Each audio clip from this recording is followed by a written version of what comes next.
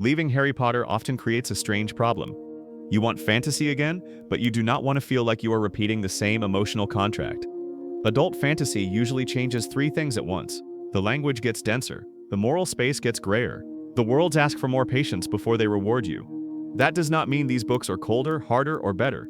It means they are built to give a different kind of satisfaction. Instead of school year structure, they often lean on politics, trade, memory, reputation, faith, class, or survival. Instead of a clear line between safe and unsafe, they let tension come from uncertainty and consequences. This guide is built for the reader who still wants momentum, imagination, and a strong sense of place, but wants to move beyond magic school rhythms and obvious young adult patterns. The 6 books here are not identical replacements.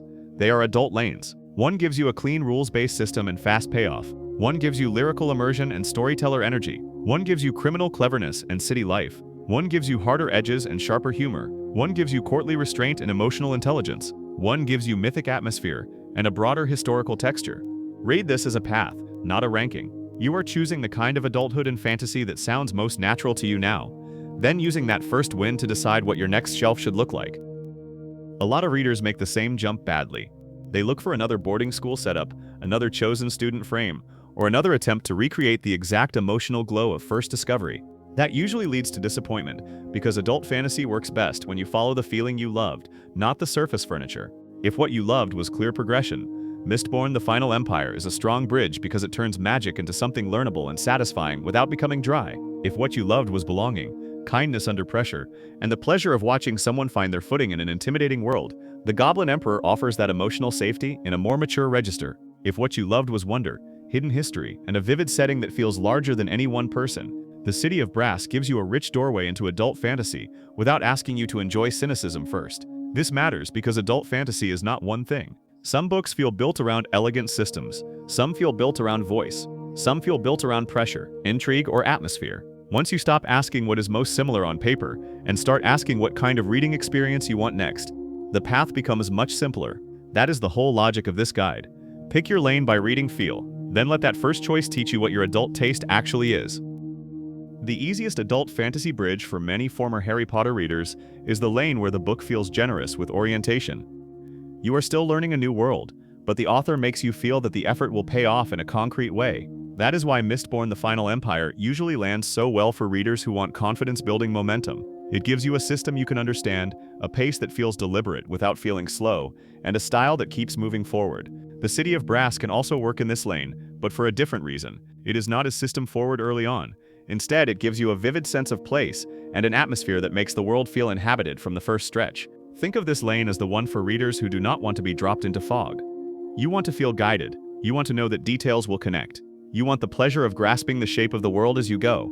Adult fantasy can absolutely provide that. The trick is choosing books that respect your need for orientation instead of treating confusion like a badge of seriousness. If you want a first adult fantasy that proves the genre can grow up without becoming obscure, start in this lane. If you want stronger mechanics, start with Mistborn. If you want richer atmosphere and a more historical texture, start with The City of Brass. Both reward attention. Neither requires you to enjoy YA tropes to get there. Mistborn: The Final Empire, Brandon Sanderson. A crisp, energetic fantasy set in a harsh, ash-covered empire where rules, power, and momentum shape the reading experience from the start. This is the safest recommendation in the whole video for readers who want adult fantasy to feel immediately navigable. The prose is clean. The structure is reassuring. The book gives you a real sense that the author knows exactly when to explain, when to move, and when to let the world feel bigger than the page in front of you. That matters after Harry Potter, because many readers are not actually asking for something darker. They are asking for something that still feels legible. Mistborn delivers that. It is the first book in a series, and that helps because it gives you room to continue if the style clicks, but the reading experience is still shaped around strong payoff and reader confidence. One useful fact about Sanderson is that he is often recommended as the modern entry point into adult fantasy because he prioritizes clarity and consistency over ornament. That makes this book especially good for readers who worry that adult fantasy will become vague, overloaded, or emotionally distant. It will not give you school nostalgia, it will give you forward drive. It also gives you a firm magic structure, which means the wonder comes from understanding more, not from staying confused.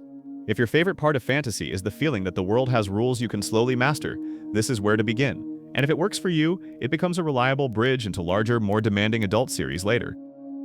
The Name of the Wind, Patrick Rothfuss. a lyrical, intimate fantasy with a storyteller tone and a deeply immersive setting that emphasizes memory, craft, and atmosphere over speed alone. This recommendation works for readers who finished Harry Potter and realize that what they really miss is not the school structure. It is the sense of being pulled inside a voice. Rothfuss writes in a way that feels unusually textured without becoming unreadable, and that balance is a big reason the book became such a gateway title for adult fantasy. You feel invited to sink into the world rather than simply chase the next event. The first thing to know is that this book is part of an unfinished series, and that matters for expectations. It is still widely recommended because the reading experience itself is so absorbing, not because it offers the cleanest long-term completion path. So choose it for style, not for closure.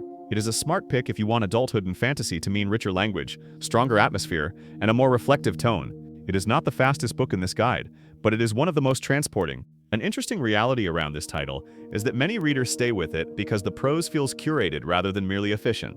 That makes it a very different kind of bridge from Mistborn. If Mistborn reassures you through structure, The Name of the Wind reassures you through immersion. Start here when you want fantasy to feel more literary, more musical, and more interested in the mood of learning a world than in replicating YA pacing. Some readers do not want a gentle transition at all. They want the signal that they have entered adult fantasy to be immediate. They want cities instead of campuses. They want class tension, criminal ingenuity, compromised people, and humor that cuts a little deeper. That is where the lies of Locke, Lamora, and the Blade itself become useful. These books are not the same kind of dark. Locke leans into urban texture, schemes, confidence, and the pleasure of being inside a dangerous but stylish setting. The Blade itself leans into hard edges, dry wit, and the understanding that adult fantasy can be interested in failure, damage, and ambiguity without becoming inaccessible. This lane works best for readers who are not afraid of a rougher world, as long as the writing still feels controlled. What you gain here is not innocence with extra complexity. What you gain is a stronger sense of social friction. People have histories, institutions feel blunt, reputation matters, violence and power are not treated like distant symbols. Yet that does not mean these books are joyless. Adult fantasy often becomes more compelling when it trusts irony, tension, and flawed perspective. If you want a reading experience that clearly leaves YA patterns behind, this is probably your lane. Pick Locke if you want style, wit, and a city you can practically smell. Pick Abercrombie if you want sharper humor, rougher emotional weather, and a more openly skeptical view of heroism. Both are excellent proof that adult fantasy can be fun without being soft around the edges. The Lies of Locke Lamora. Scott Lynch. A witty, street-level fantasy set in a vividly layered city where crime, performance, and social tension shape a fast, stylish reading experience. This is one of the best recommendations for Harry Potter readers who no longer want school energy but still want the pleasure of cleverness. The appeal here is not innocence. It is competence, improvisation, and the excitement of watching a world that feels lived in rather than arranged for a beginner. The city itself is a major part of why the book works so well as an adult step. It has texture, it feels social, it feels expensive in the best way a fantasy city can, because details about status, movement, danger, and display all help the place feel real. That makes the reading experience highly visual without relying on cinematic simplicity. It is also the first book in a series, which is helpful if you want room to continue without committing to something huge on day one. One interesting fact about this book is how often it gets recommended both to fantasy readers and to people who normally prefer crime or heist stories. That cross-appeal is exactly why it belongs here. It teaches an important lesson about adult fantasy. You do not have to move toward grimness to move toward maturity. You can move toward sophistication of setting and social pressure instead. Start here if you want banter, nerve, and a world that feels more like a dense city novel wearing fantasy clothes than a YA handoff with the age number raised. The Blade itself, Joe Abercrombie. A dry, sharp-edged fantasy with blunt humor, hard pressure, and a world that feels dangerous, political, and openly skeptical about easy heroism. This is the recommendation for readers who are curious about darker adult fantasy but do not want to start with something famously dense. Abercrombie is often suggested because his prose stays accessible even when the worldview becomes harsher. That makes this book a better starting point than many readers expect. It is also the first in a series, so you are stepping into a larger world. But the real reason to start here is tonal discovery. You are testing whether you enjoy fantasy when it strips away idealism and lets friction become part of the fun. The humor matters a lot. Without it, a harder-edged book can feel punishing. Here, the dryness keeps the pages moving and stops the mood from becoming flat. This is not a recommendation for everyone coming out of Harry Potter. It is specifically for readers who want the adult shift to be unmistakable. You want rougher people. You want tension that comes from character weakness as much as from setting. You want a book that treats competence, pain, and vanity as part of the same human picture. If that sounds interesting rather than exhausting, this is a strong next step.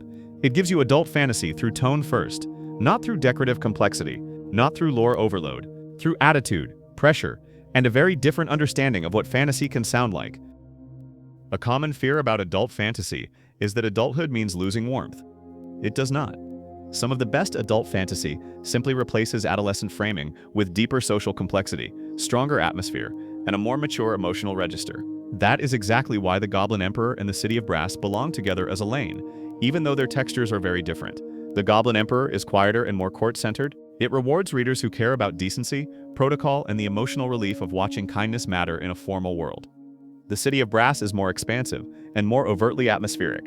It gives you a broader mythic canvas and a setting shaped by history, hierarchy, and inherited tension. What unites them is that neither book asks you to enjoy cruelty in order to feel adult. They both prove that maturity can come from social complexity, cultural texture, and emotional patience. This lane is excellent for readers who want to leave YA behind, but do not want the next step to feel punishing or aggressively bleak. It is also useful for readers who love the sense of entering a complete world in Harry Potter, but now want that feeling filtered through older concerns. You can start with the Goblin Emperor if you want emotional safety and courtly nuance. You can start with the City of Brass if you want stronger atmosphere, mythic energy, and a more visibly expansive setting. In both cases, adulthood comes from the social and historical depth of the world, not from shock value. The Goblin Emperor, Catherine Addison. A gentle but fully adult court fantasy set in a formal imperial world, where etiquette, responsibility, and emotional restraint define the tone. This is the recommendation people often do not know they need. If you finished Harry Potter and realized you still want fantasy to feel humane, but you do not want to go backward into obvious YA rhythms, this is one of the best bridges available. The prose is not flashy, the pace is not aggressive, the reward is the atmosphere of maturity itself. You feel the weight of institutions, names, rank, and expectation, yet the book never mistakes harshness for seriousness. That balance is rare, and it is why the novel has become such a beloved answer for readers who want adult fantasy without grim-dark energy. It is also a standalone, which makes it especially attractive if you are tired of feeling that every fantasy recommendation is secretly an invitation to sign up for 10 volumes. One interesting thing about this book is how often it appears in conversations about comfort reads for adults, even though it is clearly not a cozy fantasy in the lightest sense. The comfort comes from moral and emotional texture, not from the absence of difficulty. Start here if you want to see how fantasy can become older, wiser, and more socially aware while still feeling generous. This is the book for readers who want maturity through dignity, not through hardness. It proves that adult fantasy can be serious and still leave you feeling steadier, rather than battered. The City of Brass, S.A. Chakraborty. A vivid atmospheric fantasy with a layered Middle Eastern-inspired setting, strong mythic texture, and a reading experience shaped by history, culture, and wonder. This is the recommendation for readers who want their next fantasy world to feel bigger and older without becoming abstract. The setting is a major reason it works as a post-Harry Potter step. You are not getting another school-centered discovery framework. You are getting a world that feels shaped by lineage, politics, memory, and competing visions of order. That makes the experience feel decisively adult, while still preserving the pleasure of entering a place with its own logic and charisma. It is the first book in a trilogy, so it gives you room to continue if the atmosphere hooks you. It is also a strong reminder that adult fantasy does not need to become emotionally cold in order to feel substantial. Chakraborty is often praised for making setting feel both transportive and socially grounded, which is exactly why this book belongs in a guide about what to read after Harry Potter. Start here if you want wonder to stay central, but you want the world around that wonder to feel more historically textured and politically alive. If your ideal next step is fantasy that feels immersive, mature, and culturally rich without relying on YA patterns, this is one of the clearest answers. For most readers, the cleanest first choice remains Mistborn, but if atmosphere is your priority, this is the better first door.